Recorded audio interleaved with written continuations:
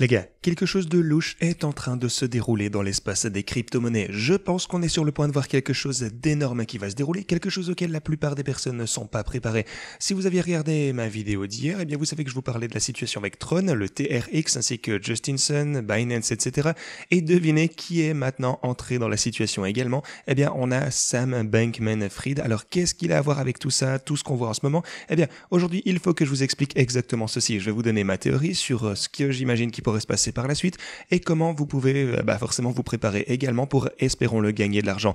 Je vais parler des choses dingues qui se passent actuellement dans les cryptos, pas seulement ça, car le Bitcoin est également un point extrêmement clé, super important sur les graphiques, ainsi que les marchés traditionnels et même l'indice du dollar. Donc, encore une fois, beaucoup de choses à vous dire aujourd'hui, assurez-vous de rester du début jusqu'à la fin. Bienvenue à tous, je m'appelle Maxime et je vous apporte chaque jour des nouvelles vidéos en français sur les crypto-monnaies en vous apprenant comment vous faire de l'argent sur ce marché. Si vous êtes nouveau sur cette chaîne, alors soyez sûr de vous abonner et d'activer la cloche dès maintenant. Ok, on est vraiment à un point crucial pour le Bitcoin actuellement. Vous pouvez voir que sur les graphiques, on a une tendance à réaliser des creux de plus en plus élevés et on a essayé de franchir cette ligne rouge. Jusqu'à présent, on n'y est pas parvenu. Vous pouvez voir ça sur l'intervalle de 4 heures, 1, 2, 3, 4 et 5 fois, plus ou moins en tout cas. La formation donc de former des creux de plus en plus élevés est pour le coup une bonne nouvelle, quoi qu'il en soit. Et tout ça nous montre en plus que si on n'avait pas tout ce drama en fait qui nous surplombe avec le TUSD, avec Tether, avec Binance, Poloniex, Justinson, etc. Si on n'avait pas cette incertitude avec également forcément le ministère de la Justice qui va probablement poursuivre Binance très bientôt, le Bitcoin serait déjà aux 35 000 $, peut-être même les 40 000, qui sait. Mais c'est vraiment la seule raison pour laquelle on ne monte pas. Si on n'avait pas cette épée de Damoclès, si je peux dire, forcément qui invite les gens à la prudence, le Bitcoin remonterait. Mais ça va changer très très rapidement, espérons-le. Maintenant, pour les marchés traditionnels, vous pouvez voir que on est forcément dans un marché aussi déchaîné pour le moment. Et on a eu, hier, on a eu une grosse chandelle rouge à la baisse. Cependant, on est toujours forcément à des niveaux beaucoup plus élevés que ce qu'on a pu voir il y a quelques semaines, donc c'est toujours une bonne nouvelle. Les marchés traditionnels se sont donc toujours bien comportés dernièrement et continuent leur tendance à la hausse, donc bonne nouvelle. Et comme je l'ai dit, si on n'avait pas cet excédent de danger pour le Bitcoin, il serait déjà aux 35 ou 40 000 $, donc c'est indépendant de notre volonté forcément, mais je pense que ça n'est qu'une question de temps avant que le Bitcoin ne commence à rattraper son retard. Aussi, pour le DXY, vous pouvez voir qu'on est donc sur l'intervalle hebdo pour le dollar index, on approche de ce niveau de résistance. Alors peut-être qu'on va pouvoir souffler quelque peu dans ces alentours et peut-être qu'on va avoir une bonne semaine, la semaine prochaine en fait pour le Bitcoin. Pour les actifs à risque, peut-être qu'on va pouvoir remonter, même pour les marchés traditionnels en fait. Mais pour le Bitcoin, en partant du principe qu'on n'a pas de grosses nouvelles négatives qui vont sortir, donc je sais pas, des plaintes contre Binance, peut-être Tron ou... pour le coup, il porte déjà plainte contre Justinson. On a un précédent procès, bien entendu, de la part de la SEC. Mais bref, on verra bien ce qui va se passer. Préparez-vous pour le moment où ces nouvelles commenceront à tomber. On va probablement descendre. Et forcément, j'ai mes ordres d'achat qui sont prêts sur Bybit. Et si on voit ce fameux flash crash, je pense qu'il faudra acheter ce dip. Ce sera une bonne, forcément une bonne nouvelle, une bonne opportunité. Je pense qu'après ça, on aura un rebond significatif parce que le marché, simplement, tout le monde s'attend à ce que ce genre de nouvelles arrive. Maintenant, on a également des choses extrêmement importantes dont discuter, et on a ce graphique également qui est extrêmement important et ça nous montre ce que fait l'argent intelligent, le smart money. Je vous ai montré ça pendant de nombreux mois et je vous ai montré comment les gestionnaires d'actifs ont pris, ils ont diminué leur position short et augmenté leur long. En fait, en mai, vous pouvez voir qu'on a d'énormes positions short, on était à 431 et maintenant vous pouvez voir que ça n'est qu'à 303. Alors, on va pouvoir comparer ça avec les longues. Donc les gestionnaires d'actifs en mai avaient environ 1 million de longues et maintenant vous pouvez voir que les longues sont de 1 124 000.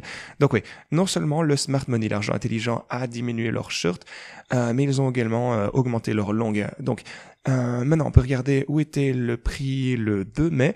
Alors ici en mai, si je reviens, ça fait une sacrée distance, mais bref, encore un peu plus loin. Donc en mai, c'était juste ici. Vous pouvez voir que les gains que les marchés traditionnels ont réalisés depuis mai, ou plutôt début mai en fait, sont de 12% sur les marchés traditionnels et c'est énorme pour les actifs plutôt normaux, si je peux dire. Donc dans ce cas en particulier, les gestionnaires d'actifs avaient raison et je suis heureux de pouvoir vous montrer ce que le smart money avait prévu de faire hier plus tôt, avant que ça ne se passe. Donc voilà, dès qu'il commence à pivoter, qu'il commence peut-être à changer de direction, je vous montrerai ça sur la chaîne bien entendu, alors n'hésitez pas à vous abonner et activer la cloche. Maintenant, deux grandes choses vont se dérouler mercredi. Déjà, on va voir la décision de la Fed sur les taux, et c'est à peu près certain à 100% qu'il s'agira d'une hausse de 25 points de base. Alors, à moins que quelque chose de drastique ne change forcément, peut-être qu'ils ne vont pas faire diminuer les taux, mais ici, vous pouvez voir qu'on est à 0,8% de chance qu'ils vont, simplement qu'ils ne vont pas l'augmenter. Ici, on a 99,2%, donc on peut considérer que c'est 100%, qu'ils vont augmenter de 25 points de base et aucune chance que ce soit augmenté de 50 points de base, donc 0,5%. Alors, encore une fois, c'est ce que le marché pense. Je pense aussi que ce sera le cas, bien entendu.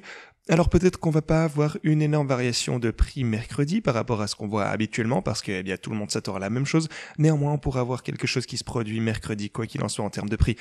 Maintenant, préparez-vous à ceci, des choses clés sont en train de se dérouler. Vous savez qu'hier, je vous parlais je me demandais pourquoi simplement Binance utilise le TUSD, parce que d'après les preuves on-chain, Justin Sun est maintenant le propriétaire de TUSD, bien qu'il essaye de dissimuler ça, bien entendu, il est le propriétaire du TUSD, on le sait, et il semblerait qu'il imprime du stablecoin hors de rien du tout.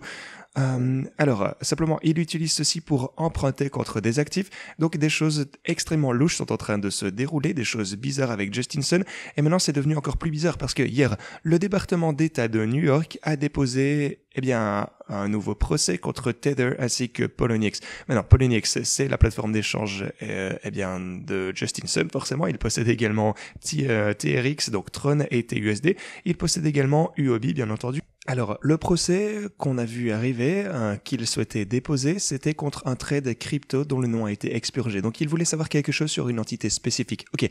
Alors maintenant, devinez qui était également au bureau de New York. Eh bien oui, vous l'auriez deviné, Sam Bankman-Fried, encore lui. Alors, la question bien entendu, on sait qu'à ce moment-là, Sam Bankman-Fried a eu énormément d'informations sur Binance quand il était à son sommet, à propos de Tron, à propos de Justin Sun, à propos de toutes ces entités. Alors, la question bien entendu, c'est est-ce qu'il essaye de dénoncer les gens afin d'obtenir une peine plus légère? Qui sait? Eh bien, c'est ce que pense Adam Cochrane. Étant donné que Sun est maintenant propriétaire de Poloniex, il est profondément impliqué avec FTX, qui semble avoir également réussi à s'emparer des actifs de Tron. Il est également profondément intégré avec CZ. Donc ce mois-ci, on a des actifs appartenant à Deltec, également deux juridictions différentes. Donc il coopère probablement avec le département de New York, le département d'État. Avec ça, il pourrait probablement obtenir une réduction de peine s'il appelle réellement avec des informations forcément qui vont nuire à Tether ou avec n'importe qui finalement. En fait, peu importe qui il peut dénoncer, il va essayer de s'aider lui-même. Donc c'est une chose étrange qui se passe en ce moment. Quel genre d'informations est-ce que SBF va pouvoir donner sur Tether avec Justin Sun, etc. C'est une mauvaise chose pour l'espace des cryptos, quoi qu'il en soit. Une chose étrange également, c'est que l'intérêt ouvert pour TRX ou Tron a bondi à la hausse forcément avec des quantités folles sur Bybit. Donc vous avez ça sur toutes les plateformes d'échange. En fait, ça a augmenté comme jamais auparavant. L'intérêt ouvert pour TRX, ça a bondi vraiment en 2 heures seulement de 180%, ça a doublé sur Bybit. Aussi sur Binance, ça a presque augmenté de 65%, plutôt de 71%. Sur OKX, on a 55%. Donc voilà, encore une fois, des grandes entités placent de gros paris en ce moment sur le TRX. Vous pouvez voir que ça a vraiment bondi immédiatement. On était à plat et puis tout d'un coup, boum. Donc vraiment, de grosses choses se déroulent dans les coulisses pour le TRX. Donc voilà, tout le monde parie dans les deux directions. Maintenant, à partir de tout cet intérêt ouvert, quelle direction les gens essayent-ils de prédire? Si vous regardez le taux de financement du TRX, et ça aussi d'ailleurs, en fait les gens sont... ils l'ont acheté ici, donc c'est monté encore une fois extrêmement rapidement, avec dans un court laps de temps sur l'intervalle de 4 heures. Horaire, pardon, et en seulement 2 heures, tout ça a augmenté, mais regardez maintenant le taux de financement, c'est un taux de financement négatif, ce qui signifie qu'il y a beaucoup de shorts ajoutés pour le TRX. Donc, les shorts, payent maintenant les longs pour garder leur position ouverte, ce qui est en fait assez inhabituel. Donc, il y a beaucoup de personnes qui sont en short sur le TRX actuellement, en prévision, forcément, de n'importe quoi qui pourrait bientôt sortir, forcément. Donc, non seulement on a ça, mais le ministère de la Justice a augmenté ses équipes pour le département département des crypto-monnaies. Donc, fondamentalement, il fusionne le département crypto et le secteur de la cybersécurité informatique ainsi que du crime. Donc, je suppose que c'est une mauvaise nouvelle. Donc, essentiellement, ils vont obtenir davantage de ressources maintenant pour s'attaquer également aux sociétés des crypto-monnaies. Donc, mauvaise nouvelle. Alors, tout ceci est vraiment bizarre et on ne sait pas ce qui se déroule forcément dans les coulisses. On sait juste qu'on a un autre facteur inconnu. Genre, quel type d'informations a été envoyé ici? Qu'est-ce qui a été donné aux régulateurs, aux avocats, peu importe.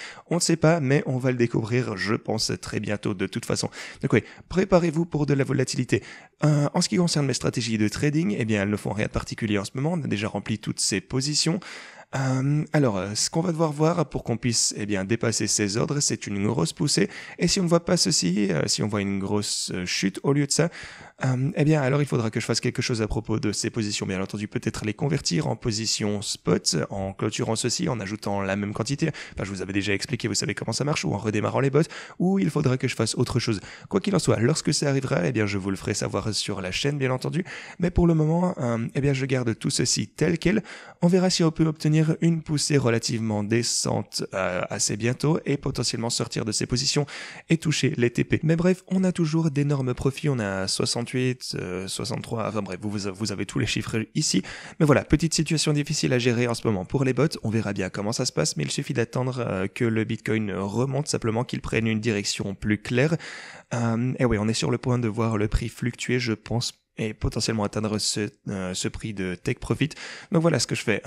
Finalement, vous pouvez voir aussi que le secteur bancaire a vu 78 millions de dollars... 78 milliards de dollars de sortie du secteur bancaire américain. Maintenant, c'est important parce que, principalement, il s'agit de trésorerie et, forcément, le plus la Fed va augmenter le taux d'intérêt, le plus d'argent va circuler des comptes de dépôt en espèces réguliers sur les banques vers les comptes du trésor américain, forcément. Ils devront donc probablement réduire ces taux extrêmement bientôt pour que le secteur bancaire ne continue pas de mourir, simplement. Il n'est pas en super bonne santé, donc voilà, il est en grand stress et c'est de pire en pire chaque jour. Ceci étant dit, c'est tout ce que j'avais pour vous aujourd'hui. Merci d'avoir regardé et à la prochaine.